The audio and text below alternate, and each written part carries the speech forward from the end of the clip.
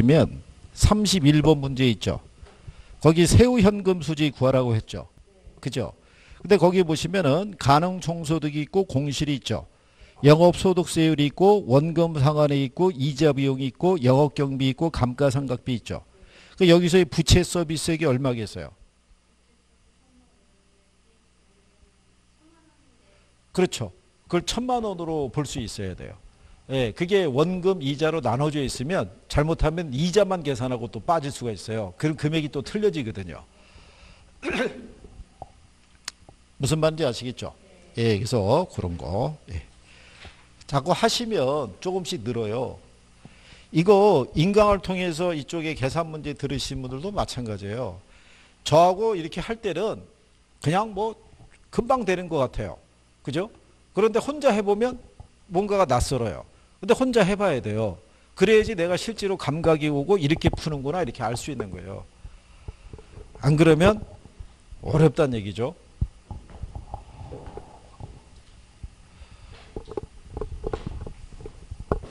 근데 이 책에 있는 계산 요건을 어느 정도 할 수 있으면 한 80번 풀 수 있어요. 매년 새롭게 나오는 유형 같은 경우는 어쩔 수 없더라도 여기 기본적으로 출제됐던 애들 있죠. 기본적으로. 반복되면서 나오는 애들을 다 반영했으니까 익숙해지시면 괜찮아지시는데 근데 무엇보다도 이론이 먼저 정리가 돼야 돼요. 그래야지 계산도 할 수 있어요. 자, 뒤에 86페이지 가면 수년가 수익성 지수, 그 다음에 내부 수익률 계산 뭐 이렇게 해놨죠. 그렇죠? 예, 거기 33번하고 34번 있죠. 예, 수년가하고 수익성 지수 계산하잖아요. 그죠? 근데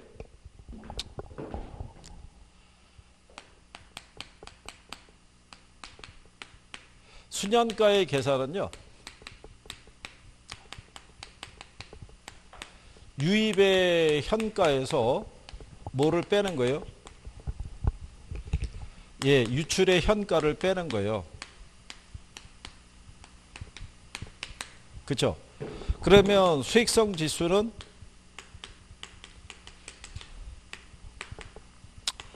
현금 유입의 현가 있죠? 이거를 현금 유출의 현가로 나눠서 계산하는 거예요. 그죠? 예. 그런데 거기에 보시면 그 33번에 보시면 금년에 현금 유출이 300이죠. 그죠?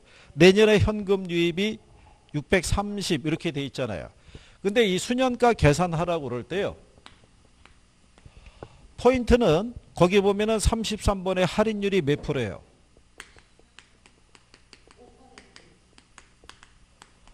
5%죠.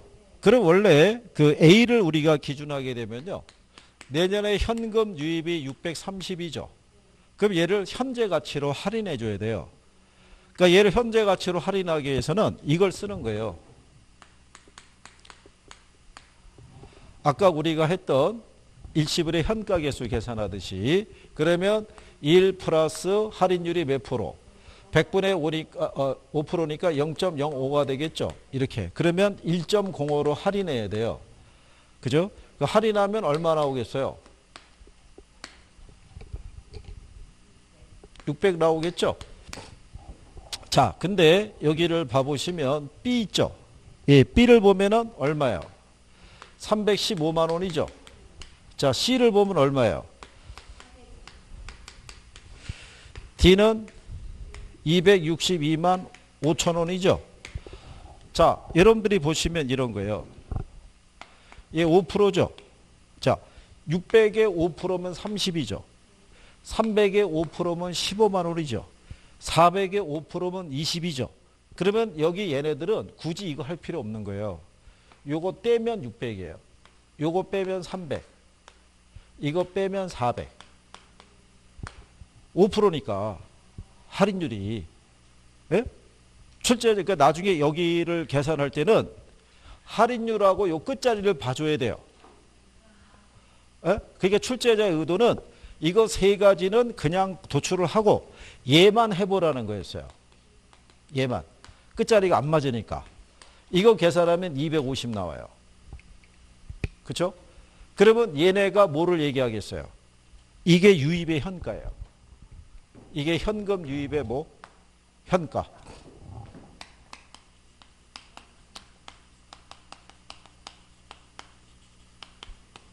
현가죠. 여기서 뭐 빼면요. 예, 유출의 현가를 빼면은 그게 순현가예요. 그러면 유입의 현가가 바로 계산이 됐잖아요. 그럼 A의 유출이 얼마예요? 그러면 얘는 순현가 300이죠. 얘는 나머지 애들은 다 얼마로 줬어요? 그러니까는 계산하기 좋죠. 얘는 200, 얘는 얼마? 300, 얘는 150 이렇게 나올 거 아니에요. 구했죠? 그러면 자 1번에 A와 C의 순현가는 같다. 같죠? A도 300, C도 300이니까. 그렇잖아요. 예, 순현가가 가장 작은 사업은 D다. D가 제일 작잖아요. 150이니까. 그렇죠?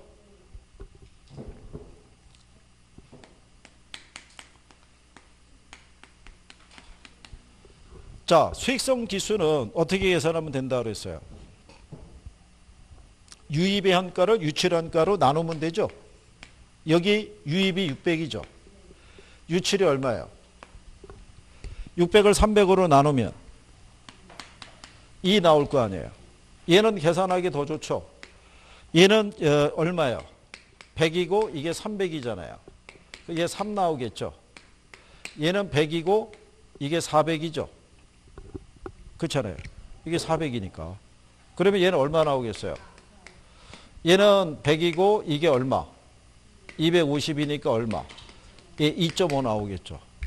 그러면 바로 구해졌잖아요. 그러면 거기 3번에 보면 C의 수익성 지수는 4다. 맞잖아요. 그렇죠? 그 다음에 수익성 지수가 큰 순서 있죠? 뭐가 제일 커요? C, 그 다음에 B, 그 다음에 A잖아요. 이 순서는 그러면 C, B, D, A잖아요. 근데 거기는 C, B, A, D라고 그랬죠? 그 걔가 틀린 거죠. 그래서 답이 몇 번이다? 답이 4번인 거죠. 근데 이 유형이 잘 안 나와요. 그렇죠? 그러니까 안 나오는 거죠. 아무리 빠르더라고 해도 예, 저희 같으면은 이렇게 해서 계산을 하는 요령을 하니까 1분 정도에 풀 수 있어도 그렇지 않으면 이걸 접근하기 쉽지 않죠. 그래서 원래 이걸로 나온 문제가 이거 말고도 몇 문제 더 있는데 한 2문제 정도만 소개해 놓은 거예요. 예, 요령만 일단 이렇게 해야 되는 거예요. 그죠? 근데 혹시 만약에 이 문제가 나와가지고 수익성 지수까지는 안 나오고요. 순현가만 물어보게 되면 1분 안에 풀 수 있어요. 이런 배열로 준다 그러면. 그래서 거기 34번 있죠. 34번도 자, 뭘 보시면 되냐면 일단 할인율이 몇 프로예요? 7%죠. 근데 A를 봤더니 말개 현금 유입이 7,490이죠. 그죠? 그러면 7,000에 7%면 490이에요. 그럼 걔는 7,000인 거예요. 그 다음에 C를 보면 3,210이라고 해놨죠. 그렇잖아요. 그럼 37에 21이니까 얘는 그냥 3,000인 거예요. 그러니까 이 문제에서도 출제자는 A하고 C는 구하게끔 해준 거예요. 그 나머지 2개만 구하라 이런 얘기예요. 요령을 아시겠어요? 그러니까 혹시 이런 문제가 나오면 할인율하고 뒤에 끝자리를 한번 보는 거예요. 예, 근데 만약에 끝자리가 쉽게 도출이 안 되잖아요. 그럼 걔는 뒤로 빼버리는 거예요. 시간 많이 걸린다고 보고. 이해하시겠어요? 그런 요령이에요.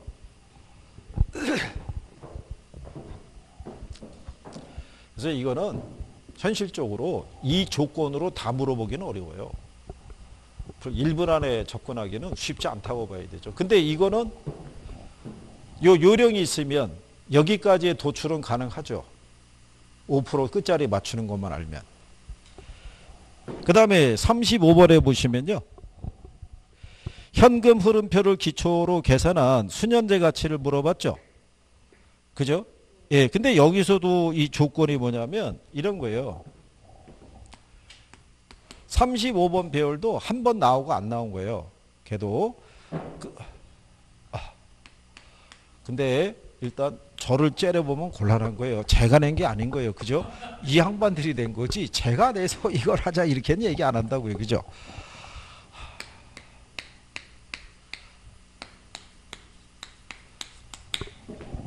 간혹 가다가 이게 계산 문제 할 때 보면 몇 분들은 입이 삐쭉 나오기 시작하고 저 한번 째려보고 한숨 한 번씩 막 이러는데 제가 낸 게 아니라 그 양반들이 낸 거예요. 저는 이제 이거를 푸는 과정에 대해서 얘기하고 있는 거죠. 자, 거기 보면 마이너스 1000이라고 해놨죠. 예, 이게 현금 유출의 현가예요. 예, 이게 현금 유출의 현가. 그 다음에 나오는 돈이 어떻게 나오냐면 이렇게 나오죠. 이렇게 나오죠. 예, 그럴 때 여기 이렇게 같은 금액이 반복적으로 나오는 것 있죠. 이게 연금이에요. 예, 이 연금의 무슨 가치를 구해야 되냐면 현재 가치를 구해야 돼요. 근데 이때 출제할 때 출제자가 여기다가 함정을 파놓은 게 이거예요. 1430 있죠. 얘는 금액이 1430 하나밖에 없죠. 그러니까 얘는 일시불의 현가 개수를 대입해야 되는데 이때 1430을 기준으로 대입하면 안 돼요. 요 1430 안에는 이게 130하고요. 1300에 묶여 있는 거예요. 그게 무슨 얘기냐면 5년 차가 됐을 때 그렇죠. 얘를 팔았을 때 연말에 팔았다는 얘기예요. 그러니까 1월 1일부터 12월 31일까지 이건 나왔다는 거예요. 그죠? 예. 그러니까 요걸 공제하고 요 1300 있죠? 요거. 예. 요게 매각 시점에 세후 지분 복귀액이에요. 예. 그러니까 여기서 이걸 구별을 해줘야 돼요. 그러니까 예를 들어서 130에다가는요. 연금의 현가 개수 있죠? 같은 금액이 반복되는 연금의 현가 개수 몇 년짜리? 예, 5년짜리를 대입하고 1300에다가는 일시불의 현가 개수 있죠? 얘를 곱하는 거예요.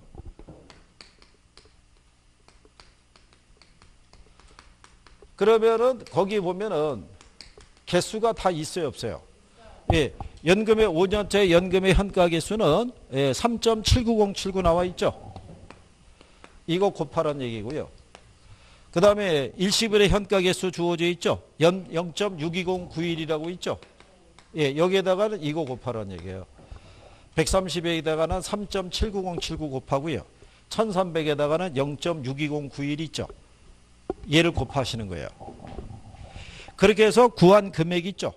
예, 두 개를 합하면은 그 금액이 1,300만 원 나와요. 요거 두 개를 합한 게 얼마 나온다? 그래서 얘가 현금 유입의 현가예요. 유입의 현가에서 뭐 빼면 유출현가를 뺀 게 수년가니까. 그래서 수년가가 300이라는 거예요.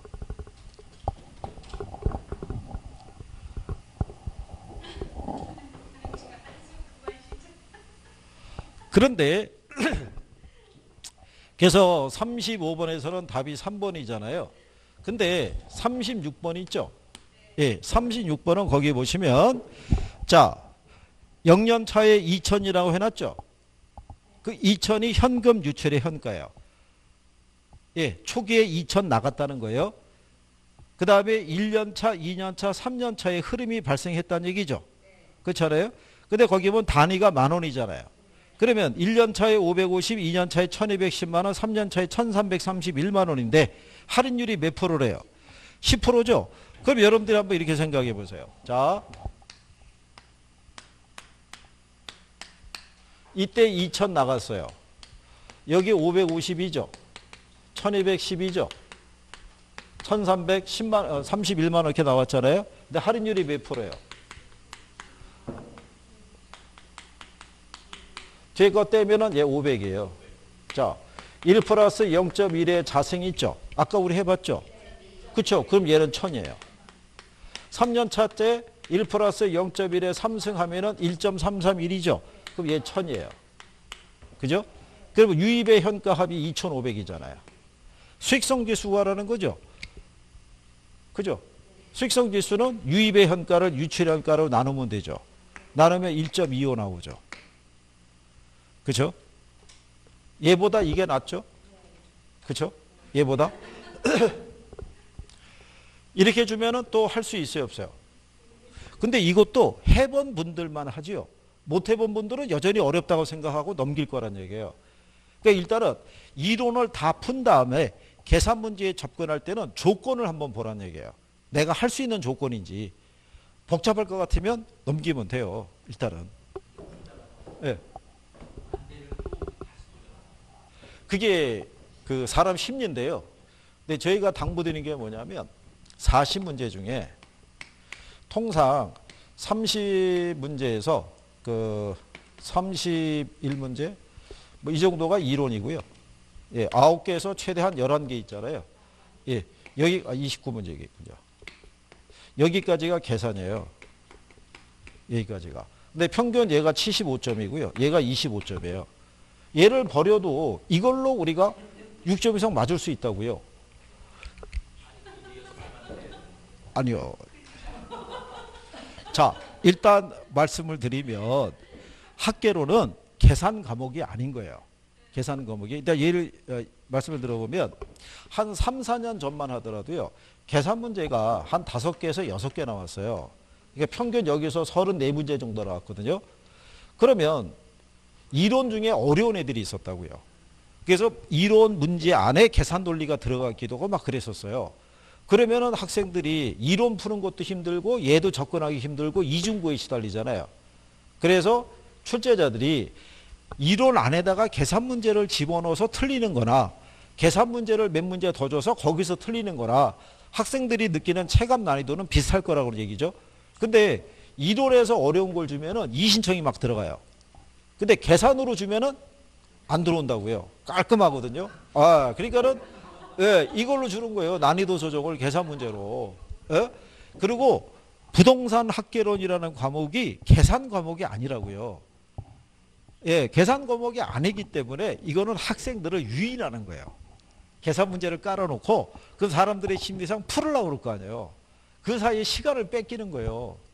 시간을. 그러다가 한 문제를 내가 배운 대로 대입을 해봤는데 답이 안 나오잖아요. 그러면 사람 심리 한 번 더 대입해 본다고요. 그 사이 시간을 뺏기는 거예요. 계산 문제도 2.5점이고요. 이론 쉬운 것도 2.5점이에요. 그래서 제가 권유하는 거는 여기까지 가보라는 거예요. 40번까지. 40번까지 계산을 빼고 40번까지 풀어보라는 얘기예요. 다 풀고 이론에서는 더 이상의 찍는 거 말고는 답이 없을 것 같으면 그때 계산 유형 중에서 한두 개 정리해 보시라는 얘기지.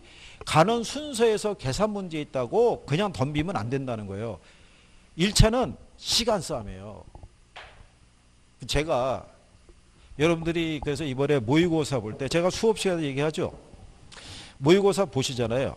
보셔가지고 한 20분 경과하죠. 20분 경과하면 개론은 거의 20번 가깝게 풀고 있고요. 민법은 한 11번에서 12번 정도 풀어요. 그러니까 민법이 푸는 속도가 느리다고요. 그런데 이거를 시간 배열을 그래서 잘해야 된다는 거예요. 학개론에서 계산까지 완벽하게 풀고 민법을 넘어가야지 그러면 민법 풀 시간이 부족해요. 그래서 뒤에 7, 8개를 찍어요. 그래서 떨어진 사람들이 많은 거예요. 그분이 민법을 못해서 떨어졌기보다는 시간 배정을 못한 거예요. 이 분배를. 그게 난이도라니까요. 1차에서는. 그리고 나중에 공부하면 아시겠지만 2차 과목에서 시간이 부족해서 못 풀었다 이런 애들은 거의 없어요. 2차는.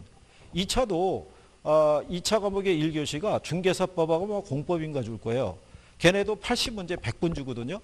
그렇다고 해서 걔네가 시간이 부족해서 못 풀었어요. 이런 소리 안 나와요. 예? 근데 1차만 그 소리가 나와요. 1차만. 그러니까 제가 누누이 얘기하잖아요. 그래서 이게 요령이라고. 저희가 여기서 학문적인 지식을 쌓기 위해서 모인 게 아니라 그죠? 문제를 풀어가는 요령을 배우셔서 몇 점 이상을 맞고 그죠? 6점 이상을 맞고 나가시는 게 목적인 거예요. 그러니까 제가 여러분들에게 알려드린 거는 지식을 알려드리기보다 보다 방법론을 알려드린 거예요. 그래서 제가 눈에 얘기하잖아요. 진짜 공부는 합격한 다음에 많이 하시라고. 그렇지 않겠어요? 그거 얘기하는 거예요. 풀어가는 요령을 알려드리는 거예요. 그죠? 이렇게 해서 이런 유형의 문제가 나오면 대충 이런 거를 유의해서 답을 찾는 게. 그래서 빨리 찾는 게 중요하잖아요. 그죠? 예를 들어서 뒤로 넘어가 보시면요. 몇 페이지 가보시냐면 90페이지 있죠. 거기 가면 어림생법과 비율분석법의 계산이라고 있죠. 그죠? 예. 먼저 이쪽으로 들어오면 문제 풀 때 중심이 되는 게 순영업소득이에요. 뭐가 된다? 순영업소득. 근데 여러분들이 이거 제가 풀 때 가르쳐 드렸던 요령 기억하시나요? 순소득 승수라고 아세요? 에? 얘 식이 어떻게 돼요? 식이. 요거 식이. 순수 등수 구할 때 식이. 그때 뭐라고 말씀드렸냐면 여기 요 승수 있죠? 예. 승수 앞에 있는 순소득 있죠? 얘가 분모로 가는 거예요. 예? 예. 그럼 여기가 순소득 또는 순영업소득이라고도 그래요. 근데 요 순영업소득 있죠? 유효총소득 있죠? 가능총소득은 다 무슨 투자일까? 그렇죠? 그러면 얘가 식이 완성이 되잖아요. 이렇게. 그죠? 근데 순소득 승수하고의 역수가 누구라고 그랬어요? 역수가. 이게. 종합자본환원율 또는 종합환원율 이렇게 얘기했죠? 이게 역수인 거가 얘만 알기만 하면 이거 뒤집으면 되잖아요. 그럼 여기가 뭐가 나와요? 여기는. 그때 요령을 뭐라고 그랬냐면 얘가 10이 나오죠? 그러면 얘도 10%여야 돼요. 10일 때는 조건이 똑같다고 그랬어요. 그죠? 근데 거기 37번 문제 보시면 2번의 순소득 승수가 얼마래요? 10이라고 했죠? 37번이요. 37번. 2번에 순소득 승수라고 있잖아요. 10 있죠? 근데 4번에 가면 종합자본 환원율 있죠? 걔가 8%잖아요. 그럼 둘 중에 하나가 답인 거예요. 에? 기출에서 이렇게 준 거예요. 출제자는 이 논리를 알고 있는 사람이면 두 개로 압축해서 답을 찾으라는 거예요. 그러면 거기서 뭐는 줘요? 총투자액 줬죠? 총투자액이 얼마예요? 이것도 요령이에요. 얘가 10억이면 순영업소득은 대부분 10분의 1. 1억을 준다고요. 얘가 15억이면 1억 5천 준다고요. 그러면 거기서 그러면 얘가 1억이 되는지를 확인해 봐야 되죠. 근데 박스 안에 보면 아무리 봐도 순영업소득이 없죠. 근데 우리는 이걸 배웠잖아요. 그죠? 여기서 이거 뺐잖아요. 이렇게 했잖아요. 근데 거기서 뭘 줬냐면 부채 서비스액 줬죠. 얼마? 세전은? 그러면 얘한테서 이거 빼서 이게 나온 거 아니에요. 그럼 거꾸로 더하면 1억이죠. 그럼 얘가 1억 나온 거잖아요. 1억에 10이면 10인데 10억에 1억이면 10%잖아요. 근데 8%로 했으니까 4번이 틀렸겠죠. 그렇죠?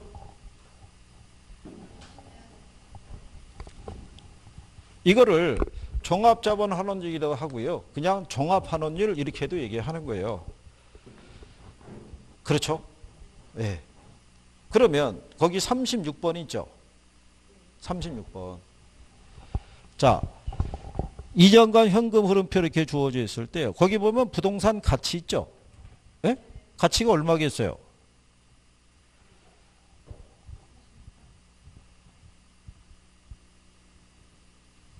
부동산 가치 거기 박스에 있잖아요. 부동산 가치. 얼마요?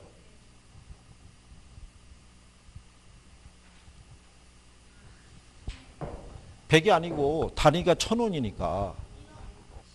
그렇죠. 10억이죠. 10억. 그죠? 자, 거기 보시면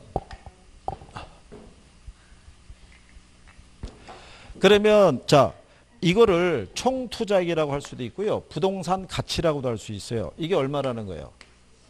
10억이죠. 거기 순영업소득이 있죠.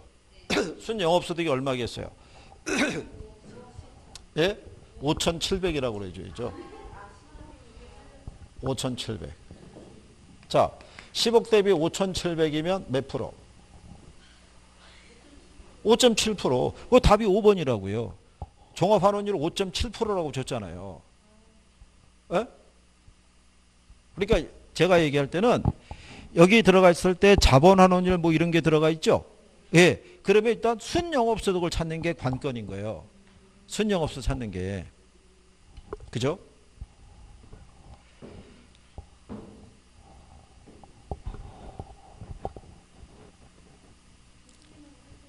아, 되죠. 그게 원래 그런 거예요. 저 빠지면 힘든 거예요. 빠지면. 그때 그 인간이 어떻게 하소 풀었는데 왜 그게 생각이 안 나지? 뭐 이런 게 나오는 거예요, 이게. 그죠? 근데 하다 보면 조금씩 어떻게 돼요? 이 감이 조금씩 오는 거예요. 그렇다고 새로운 유형이 나올 때 그것까지 다 할 수는 없는 거예요. 그렇죠? 근데 여러분들이 근본적으로 뭐는 잘 주냐면요. 이거 구하는 애들은 잘 나오는 거예요. 매번 지문에. 일단은 순영업소득을 파악을 거기 38번 있죠. 38번에 가면 1번의 종합환원율이 10%라고 그랬죠. 그러면 일단 순영업소득이 얼마예요? 8천이죠. 그럼 총투자액이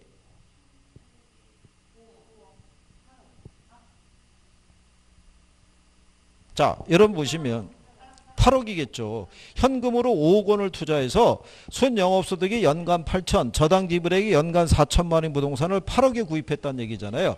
그러니까 5억 원 내 돈으로 3억 원 융자를 받았다는 얘기라고요. 그래서 총 투자액이 얼마? 8억. 8억인데 순영업소득이 얼마? 그러면 종합환원율이 몇 프로겠어요? 그렇죠. 그 일본의 10%. 그러면 이 순소득 승수의 또 다른 표현이 뭐라고 그랬어요? 순소득. 예. 예, 또 다른 표현이. 이게 자본회수 기간이라고요. 무슨 기간? 이 승수가 회수 기간을 나타냈다고 그랬잖아요. 그러니까 내가 여기다가 이 1억을 벌어서 10년 걸리면 투자한 돈을 다 회수할 수 있다는 거예요. 승수가. 그래서 승수가 회수 기간을 나타낸다고요. 거기 보면 자본회수 기간은 10년이라고 해놨잖아요. 1번하고 3번이. 그러니까 종합환원율이 10%면 자본회수 기간도 당연히 얼마가 나와야 돼요. 그렇죠. 같이 10이 나와야 되는 거예요. 계산해 볼 필요도 없는 거예요. 무슨 말인지 아시겠나요? 부채 감당률 혹시 기억하시나요? 부채 감당률? 공식이 어떻게 돼요? 부채 감당률. 여기 있잖아요. 얘가. 이게 부채 감당률이잖아요. 부채 서비스액분의 순영업소득이니까 생각이 안 나면 이것도 올리면 돼요. 그죠? 여기 순영업소득이 얼마였어요? 부채 서비스액이 8천을 4천 나누면 2 나오겠죠. 그죠?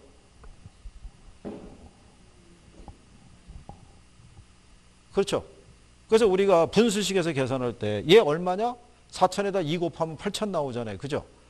그러면 이런 게 막 돼 있으면요. 자, 종합환원율 10%, 자본회수 기간은 10년, 부채 감당률은 이 제거할 수 있는 애가 빨리 제거가 돼요. 그죠? 그러면 남는 게 저당 비율하고 뭐하고 지분환원율 남아요. 지분환원율은 어떻게 계산하겠어요? 지분에 대한 거. 그게 지분수익인 거예요. 여기는 총투자액이잖아요. 내 돈하고 남의 돈하고. 지분에 대한 거는 이것만 집어넣으면 돼요. 뭐? 지분 투자액.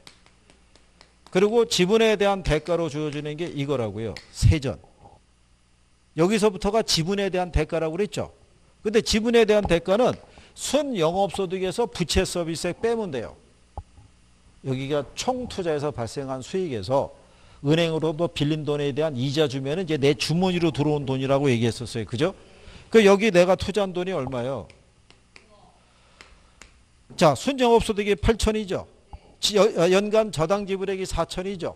8천에서 4천 빼면 5억에 4천이면 몇 프로? 5, 8, 40, 8%. 근데 거기 지분환원율 7%라고 그랬잖아요. 그럼 걔가 답이죠.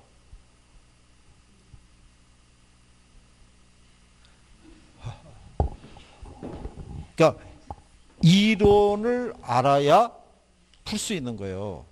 그렇죠?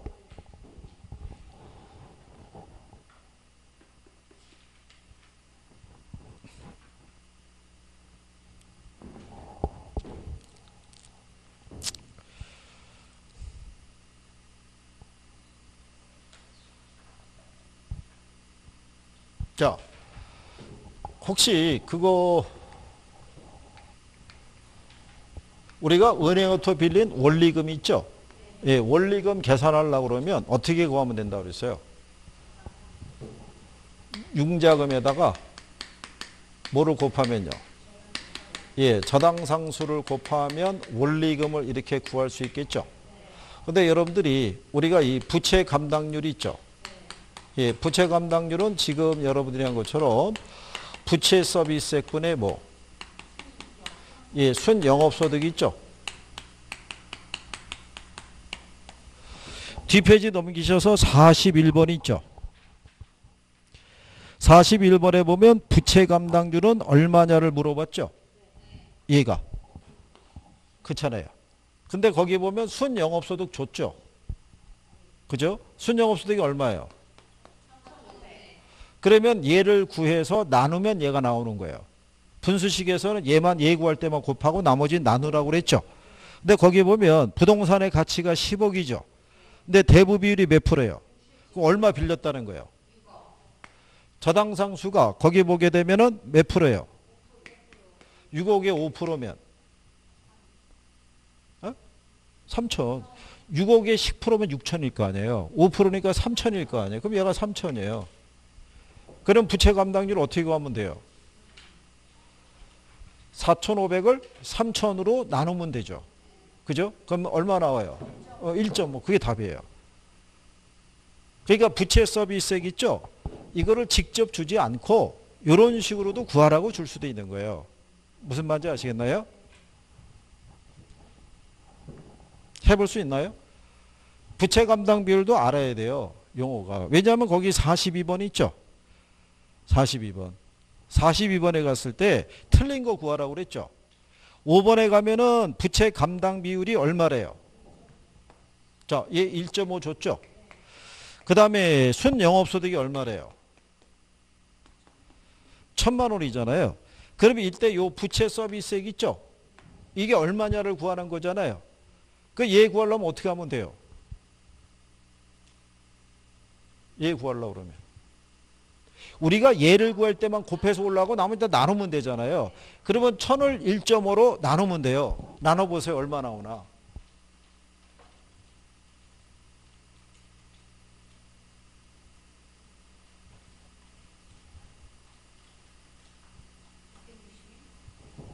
약 한 660만 원 나오죠. 근데 거기 5번에 보면 부채 감당 비율이 1.5고 순영업소득이 1,000만 원일 때 부동산을 담보로 차입할 수 있는 최대 부채 서비스액이 2천이라고 그랬죠. 그게 걔가 틀린 거예요. 왜 틀렸냐면 이렇게 생각해요. 얘가 1.5로 줬잖아요. 얘가 2천이고 얘가 1,000이면 이게 얼마 나오겠어요? 0.5가 돼야 된다고요. 그죠? 예, 그러니까 부채 감당률의 의미를 아는 사람은 밑으로 내려올 때 이 조건을 보고 답을 바로 찾을 수 있었을 거라고요. 그리고 여기 문제 중에도 보시면요. 3번 같은데 순영업소득이 2,100이죠. 총 투자액이 3억이죠. 그때 7%라고 그랬잖아요. 37에 21이잖아요. 에? 그게 맞춰서 다 배열을 해준다고요. 그리고 나중에 조건을 보면은 이게 틀렸다는 거를 바로 입증할 수 있도록 배열을 맞춰준다고요. 얘가 얼마로 줬어요? 1.5란 얘기는 순영업소득이 얘 1.5배란 얘기예요. 근데 지금 얘가 1,000만 원인데 얘가 2천이라는 거잖아요. 그 배열상 조건이 당연히 틀렸을 거 아니에요. 얘는 0.5배밖에 안 되잖아요. 1.5라고 줬는데 이 조건이면. 그래서 5번이 틀린 거라고요.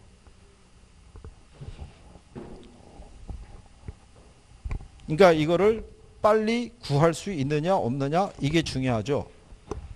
그렇죠?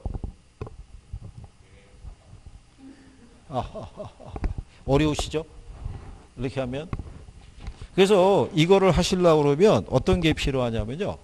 이거를 풀어보시고 난 다음에 혹시 모의고사나 이런 데서 계산 논리가 나왔잖아요. 한번 내가 배운 그런 것 같아요. 대입해보는 거예요. 풀리면 관계가 없는데 안 되면 와서 물어봐야 돼요. 이 계산에 대한 요 문제집 가지고 시험 보러 들어가기 전까지 짬날 때 계산 논리가 안 되면 와서 물어보는 거예요. 그리고 너무 복잡하고 이런 거는 안 나온다고 봐야 돼요. 그래서 시중에 보면 계산 문제 중에서 형식이 복잡하거나 접근하기 힘들거나 이런 것도 있죠. 그런 경우는 만약에 문제가 나오더라도 우린 버려야 돼요. 걔한테 집착할 수가 없다고요. 걔 하나 푸느라고 4분 5분씩 쓸 수는 없잖아요. 그거 하나 맞히고 떨어질 거냐고요. 어? 여러분이 합격만 하면 거기 있는 계산 문제는 다 푼 사람이 되는 거예요. 그렇잖아요? 그걸 누가 알겠어요? 그죠? 그러니까 안 되는 것만 조금씩 추후로 보완을 하시면 돼요. 그래서 기본적인 거 이렇게 풀어두기로 난 다음에 아닌 거는 여러분들이 한 번씩 대입을 해보는 거예요. 그래서 유형별로 봤을 때 우리가 이제 풀 수 있는 것 있죠?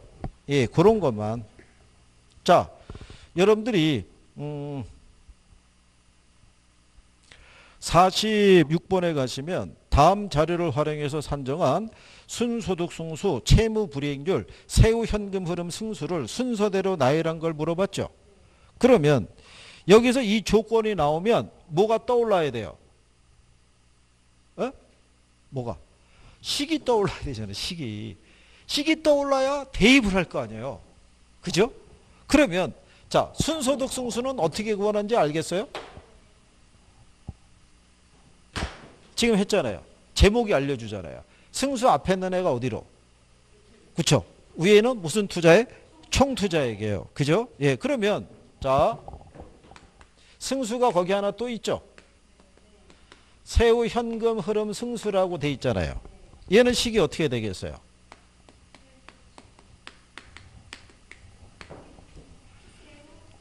모를 때는요. 세후 현금 흐름 승수죠. 요 승수 앞에 있는 애 있죠. 얘가 분모로 가는 거예요. 어디로? 분모로. 얘가 알려주잖아요. 그럼 여기가 뭐가 들어가요? 그죠? 근데 여기 총소득이나 순소득은 총투자액이지만 세전하고 세후는 무슨 투자액? 그쵸? 그러니까 여기는 무슨 투자액이 되는 거예요? 그쵸? 여긴 지분 투자액이 되는 거예요. 그래서 승수가 있을 때는 식을 내가 완성하기가 편하다고 그랬잖아요. 제목을 갖고 활용하면 되니까. 그럼 내가 식을 세울 수 있잖아요. 그죠? 그리고 이제 하나 있는 게 뭐냐면 이거예요. 채무 불이익률이 있죠. 다른 말로 손익분기점률이라고 그랬죠. 얘는 기억하시나요? 표정을 네가 적어라. 뭐 이렇게 하는 거군요. 그래서 여기가 유효 총소득이고요. 얘가 영업경비 있죠.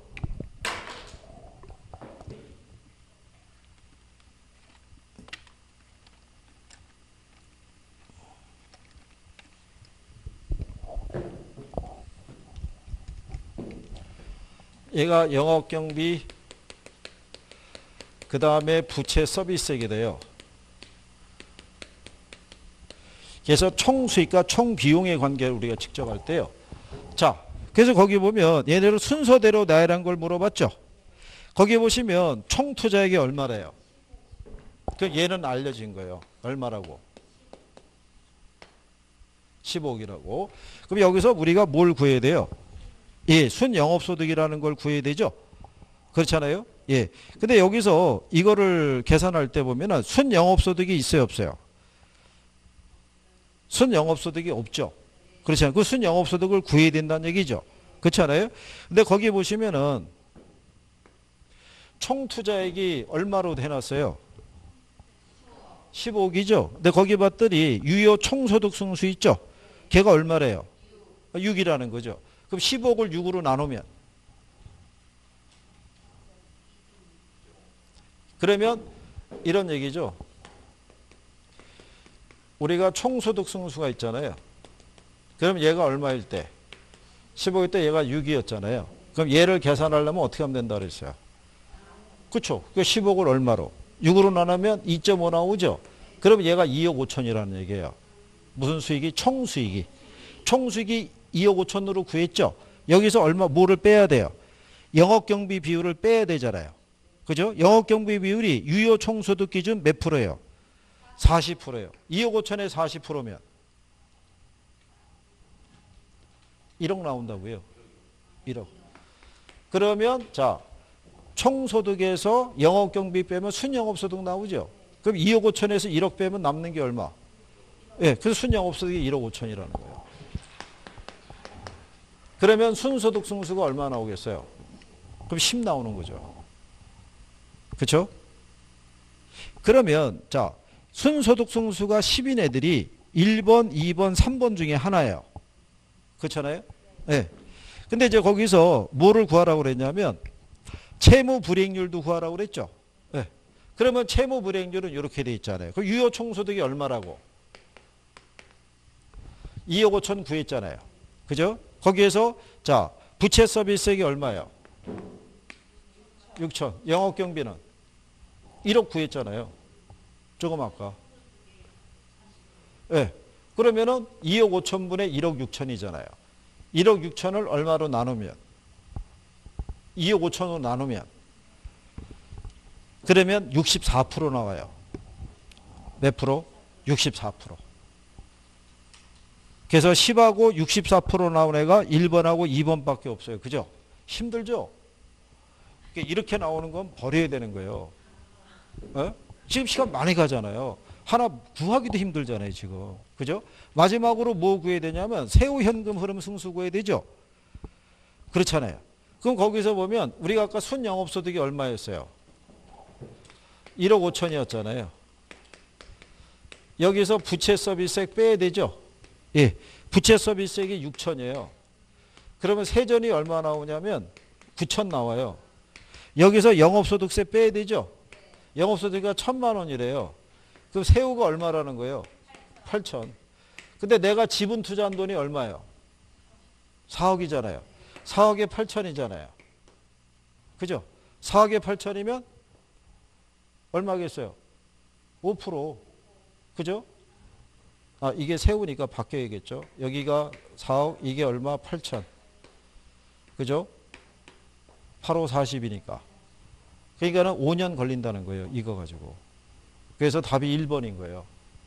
시간 많이 걸리죠? 예. 그러니까 이렇게 해서 종류가 여러 가지 구하라고 그러면 일단 호흡을 뒤로 해서 구하는 게 낫다는 얘기예요. 그렇죠? 그게 뭐 그래서 참고로 뒤에 넘어가서 한번 봐보세요. 47번 있죠? 47번. 이렇게 구하라고 그러면요. 이거는 푸는 속도가 빨라야 돼요. 식이 다 떠올라야 돼요.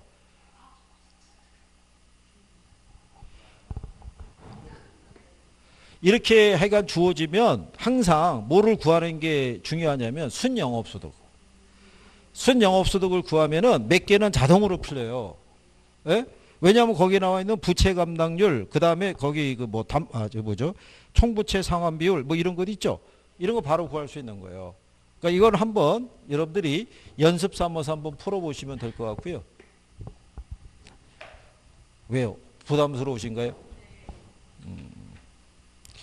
근데 우리 아직 요거 지나야 이제 금융론으로 갈 수 있어요. 다음 시간에는 우리가 좀 더 아직 끝나는 거 아니에요. 예, 지금 끝나면 안 되고 다음 주에 우리가 하실 때는 2시 반에 40분에 한다 그러면 일찍 오셔갖고 40분까지 들어오는 게 아니라 한 30분까지 들어오셔갖고 막 하고 있어야 돼요. 그래야 다음 시간에 우리가 빡세게 돌아가가지고 이거 다 끝내고 그 다음에 이제 기출문제 할 수 있는 거예요. 근데 여러분들 나중에 보시면 기출을 가면 얘네 문제 중에 일부가 실려 있어요. 거기서 우리가 연습을 또 해보는 거예요. 하면서 그럼 선생님이 권한다고요. 요러 유형은 알아두시는 게 필요할 거다. 짧은 시간 안에 풀 수 있는 거. 그죠? 근데 지금같이 이렇게 세 가지 구하라고 막 주죠. 요거는 계산적인 부분에 대한 이게 바탕이 안 돼 있으면 접근하기가 좀 힘들 거라고요. 그러면 제가 볼 땐 이런 거예요. 47번, 48번보다는 49번 있죠. 49번. 자, 얘도 기출이거든요. 거기에 보면 단순 회수기간법에 뭐를 물어봤어요? 예, 회수기간을 물어봤잖아요. 자, 이런 거예요. 자, 초기 투자액이 그 얼마 나갔대요? 거기가 원래 조건이요. 이런 거예요. 순현금 흐름, 누적 현금 흐름이에요. 그래서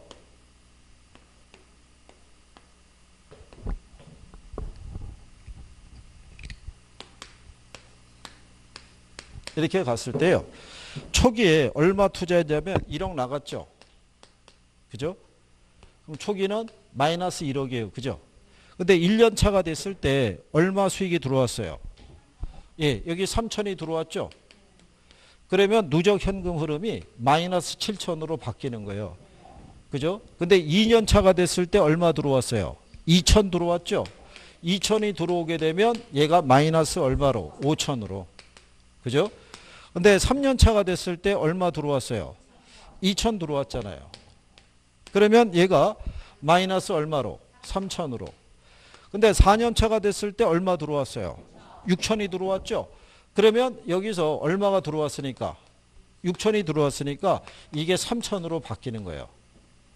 그죠? 그러면 얼마 만에? 3년 반 만에. 그러니까 마지막 게 4년 차 있죠. 1년 동안 6천이 들어온 거예요.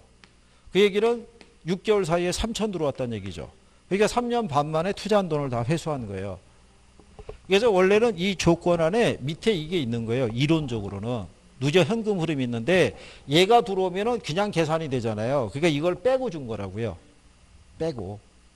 칸만 밑으로 하나 내려서. 그죠? 이런 건 할 수 있겠죠. 그래도 맞는 사람 반, 틀리는 사람 반 그래요. 그게.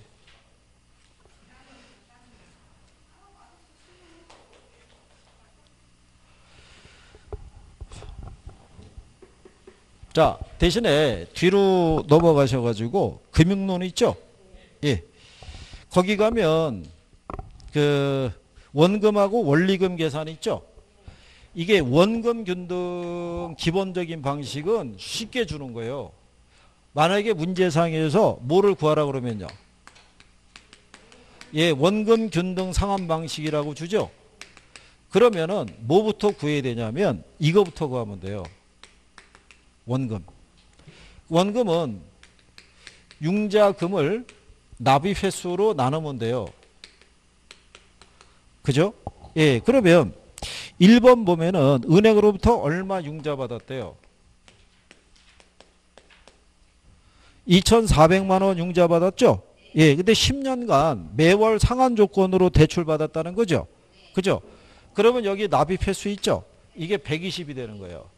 10년인데 매월 상한 조건이니까 10 곱하기 12를 하게 되면 120 나오겠죠? 그러면 2,400을 얼마로 나누면 120으로 나누면 얼마 나오겠어요? 그러면 20만 원 나와요. 그러면 원금이 얼마라는 거예요? 20만 원이죠. 그럼 그 다음에 이자를 구해야겠죠? 이자는요. 융자 잔액 있죠? 잔액에다가 이자를 곱하면 돼요. 그쵸? 1회차 물어봤잖아요. 그렇잖아요. 그러면 융자 금액이 2,400이잖아요. 근데 이자율이 몇 프로예요? 5%잖아요. 5%인데 이게 매월 조건이니까 이게 12분의 5가 된다고요. 그렇잖아요. 그냥 5% 계산하면 안 되죠. 예, 그래서 이거 계산하면 이자가 얼마 나온다? 그러면 10만 원 나와요. 그러니까 예를 들어서 이런 거잖아요. 2,400에 대한 몇 프로예요? 5%. 5%면 얼마? 120 나온다고요. 120을 나누기 12 하면은 이자가 10만 원 나올 거 아니에요. 그 원금 20만 원, 이자 10만 원 합하면 얼마? 그럼 30만 원 나온다는 거죠.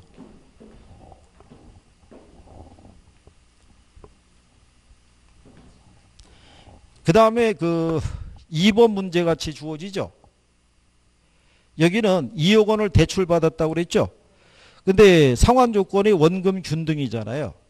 근데 무슨 상환 조건이에요? 매년 상환 조건이죠. 연 단위로 매기말 상환이니까. 그럼 대출기간이 20이잖아요. 2억을 20으로 나누면 얼마? 1,000만 원 나오겠죠. 그렇죠? 예. 그 다음에 1회차에 납입할 때는 1,000만 원에다가 이자가 몇 프로예요? 5%. 근데 연간 이자니까 2억에 5%면 역시 얼마? 그러면 1회차의 납입액은 2천만 원이 되겠죠. 근데 문제는 2회차 물어봤잖아요. 그죠? 그러면 원금은 그대로 1,000만 원이에요. 여기다 이자 가산해야겠죠? 예. 예. 자, 여기 여러분들이 보시면 1,000에 5%면 얼마예요?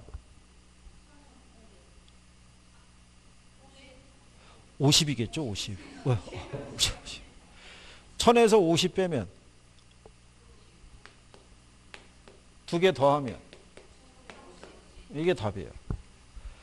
여기 우리가 뭐 구했냐면, 자, 원금에 대한 것이 여기 보면 이제 이자에서 1,000 나왔죠? 이게 이자가 몇 프로예요? 5%. 그럼 1,000에서 5%씩 주는 거예요. 그럼 그 다음에는 이게 900 나올 거고요. 그 다음에는 850, 그 다음 8, 이렇게 5%씩. 1,000 기준 했을 때. 일정한 금액으로. 그래서 2년차 되면 얼마? 1,950. 계산하지 않고 그냥 이렇게 할 수 있다는 거예요. 그 다음에 이제 뒤로 넘어가서요. 예, 거기 보시면은 3번에 이렇게 놨죠. 2억 원을 대출받았을 때 대출 조건이 다음과 같을 때 11회차의 상환에 대한 원리금 물어봤죠. 2회차도 아니고 몇 회차? 11회차. 이거 구하는 3번, 4번 똑같아요. 어떤 요령이냐면 이런 거예요. 먼저 원금 균등 상환 조건이죠. 그 원금부터 구하면 돼요. 일단 2억 대출 받았어요. 그죠? 2억. 대출 기간이 몇 년이에요? 20년. 매년 상환 조건이죠. 2억을 20으로 나누면 얼마예요? 근데 몇 회차 상환 조건이래요? 그러면 자 10번은 갚았다는 얘기예요. 그죠? 예, 그러면 1,000만 원 곱하기 10 하면 1억이잖아요. 그럼 남아있는 잔액이 얼마겠어요? 1억. 1억에 대한 이자율이 몇 프로? 5%. 1억에 5%면 500이잖아요. 그 원금 1,000만 원하고 이자 500 합하면 1,500이죠. 11화차에 갚아야 될 게. 이해하시겠어요? 그러면 거기 4번 문제도 마찬가지죠. 4번에도 보면 자 9회차에 상환할 원리금 상환액과 13회차에 납부할 이자 납부액을 물어봤죠. 그러면 똑같은 거예요. 자 5억 대출 받았다는 거죠. 대출 기간이 몇 년이에요?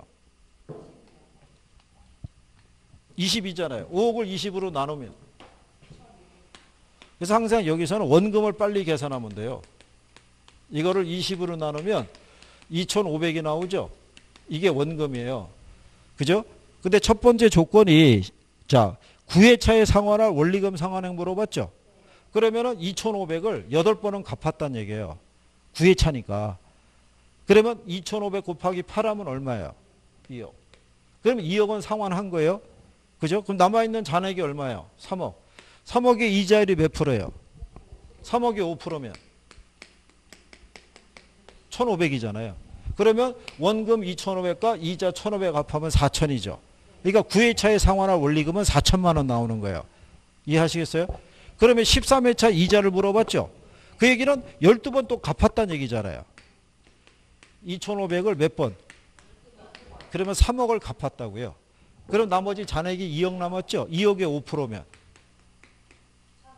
그죠? 그럼 이자는 1,000이죠. 그러니까 4천하고 1,000만 원인 얼마가? 1번이 답이 되는 거죠. 이런 조건이면 요령을 알면 100회차도 101회차도 할 수 있는 거예요. 뭐를 먼저 구하는 게 포인트예요? 그렇죠. 원금을 구하는 게 포인트인 거예요. 구별할 수 있으신가요? 네? 이렇게. 네. 그 다음에 이 원리금 균등 상환 조건이 있죠. 예, 얘는 원금 균등은 뭐를 구하는 게 급선무예요. 예, 원금을 매개 납하는 원금을 구하면 되고 이 원리금 균등 상환 조건에서는 융자금에다가 뭐를 곱해서 예, 저당상수를 곱해서 이거를 먼저 구해야 돼요. 뭐를? 원리금을. 그죠? 예.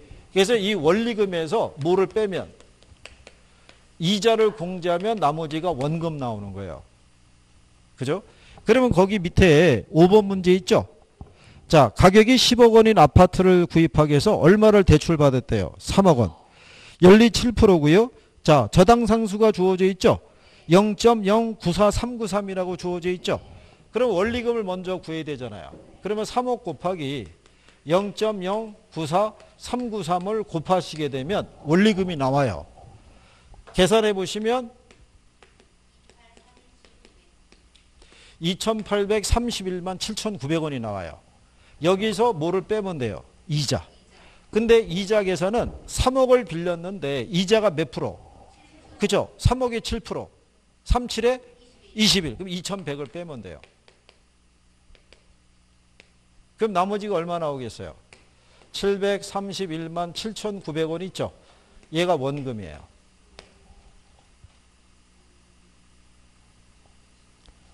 무슨 말인지 이해하시겠나요? 예. 이런 식으로 구하시는 거예요. 그죠? 그런데 이제 이게 이런 식으로 정리를 했는데 막상 또 실전에 가면 7번 같이 주는 거예요.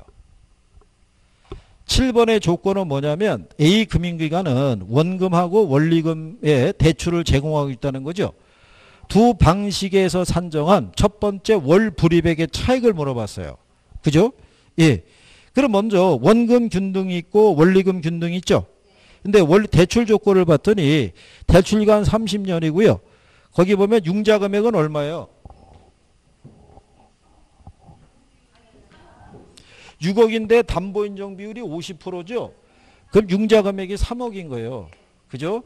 근데 거기 봤더니 자, 월 저당 상수가 0.006443으로 돼 있죠. 그러면 우리가 이 융자금이 3억일 때 원리금 균등이 있죠. 예, 원리금 균등은 원리금 계산하려고 그러면 융자금에다가 뭐를 곱하면 돼요? 예, 저당 상수를 곱하면 되는데 월 불이백을 물어봤으니까 월 저당 상수를 곱해야 돼요. 그죠? 그러면 3억 곱하기 월 저당 상수 줬죠?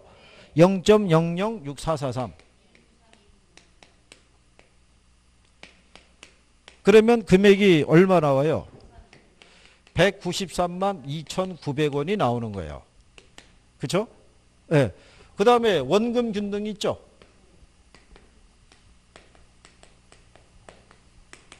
원금 균등에서 우리가 구해야 되는데 융자 금액이 얼마예요? 예, 3억이에요. 그죠? 대출 이자율은 몇 프로예요? 예? 6%죠? 연. 3억이 6%면. 그러면 3, 6, 18이니까 1,800 나오죠? 근데 이거는 연간 이자고 월간 이자를 하려면 12로 나눠야겠죠? 그럼 얼마 나와요? 그러면 150만 원 나오겠죠? 1,800을 12를 12로 나눈 거니까. 그렇잖아요? 그러면 193만 2,900원하고 150만 원의 차익이 얼마겠어요? 43만 2,900원 있죠? 이게 답인 거예요. 그죠? 근데 왜 이렇게 되냐면 원금 균등 사업 방식은 이자만 내는 거예요. 원금을 반영할 필요가 없는 거예요. 조건을 보면 원금 균등 분할 상환은 3년 거치 후 원금 균등 분할 상환하며 거치 기간 동안엔 이자만 내라고 해놨잖아요. 그러니까 이거를 못 보고 원금까지 계산하면 금액이 전혀 안 나오죠. 그렇죠? 무슨 말인지 아시겠나요? 이 문제의 포인트가 그거예요. 거치 기간이 있다는 게. 이해하시겠나요? 예, 그래서 알고 보면 간단한 건데 그거 조건을 못 보면 어렵다고 되는 거죠. 요령이죠. 그래서 7번의 답이 2번이에요. 어떤 요령인지는 아시겠어요? 그렇죠? 이렇게 해서 원리금 구하거나 이런 것들은 만약에 이런 조건이 있다면 조건을 잘 보는 게 필요해요. 무슨 말인지 하시겠어요? 예. 그래서 여기 내용까지 하셨고요. 예. 다음 시간에 이제 오시면 여기 최대 대출 가능 금액서부터 해서 이 금융이 끝나면요. 개발로는 몇 개 없어요. 문제가. 입지계수 계산하는 것은 나머지는 다 간평이라고요. 간평에서 몇 개 하고 마무리해 드릴 테니까. 그래도 하다 보면 힘든 것도 있고 조금 해볼 수 있는 애들도 생기고 얘는 전혀 안 될 것 같아 이런 애도 생기고 그런 거예요. 그래서 거기에 조금씩 익숙해지면 그래서 이제 여러분들이 그 기출문제집 있죠. 그 안에도 계산 논리를 몇 개씩 다 배열을 해놓은 거예요. 푸시다 보면 연습이 되실 거예요. 무슨 말인지 하시겠죠? 그래서 몇 가지라도 내가 할 수 있는 거 갖고 들어가시면 돼요. 그죠? 저는 바라는 게 100점은 얘기하지도 않고요. 바라지도 않아요. 90점도 원하지도 않아요. 그죠? 80점도 그냥 기대치라는 거예요. 그냥 우리가 해볼 수 있는 거 맥시멈이 70이에요. 70. 70에서 한 3, 4개 실수하더라도 60점을 맞을 수 있게끔. 어쨌든 거기까지 가봐야 돼요. 그렇지 않겠어요? 우리는 일당백의 자세로. 그렇게 가야 돼요. 한 주 동안 건강들 조심하시고 다음 주에 뵙겠습니다. 고생하셨습니다. 수고하셨습니다.